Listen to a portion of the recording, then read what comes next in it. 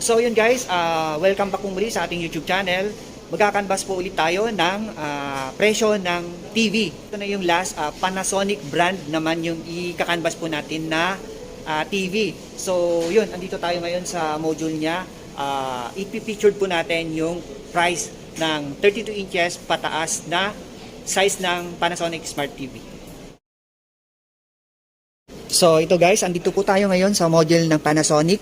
Ang unahin po nating ika-canvas na size is yung 58 inches po niya na ang model series ay JX700S. Ganito po siya kalaki. Yan, ganyan din kalinaw. Ang presyo po ngayon kay Avinson Appliances is pag cash payment or straight card, 40,990 na lang. Dati po siyang 52,990. Yan. So ito po siya. And then guys, isunod po natin yung 32 inches na basic TV lang niya. Ang model series is 32F300X. Ang presyo na po ngayon is 12,290. Dati po siyang 14,990. Yan. 32 inches po yan. Isunod na natin yung katabi niya. Itong 50 inches na ang model series niya ay JX600X, 4K Android TV na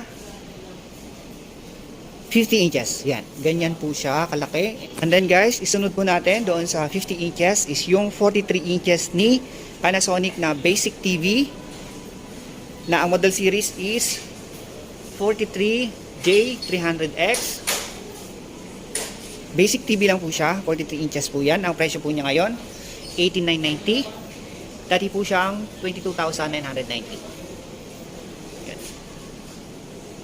And then guys, yung pinakalas po natin, ika-canvas na size kay Panasonic is yung, ito po, 55 inches, na ang model series ay 55J X600X. Ang presyo po niya ngayon is 33,990. Cash or straight card. Dati po siyang 44,990.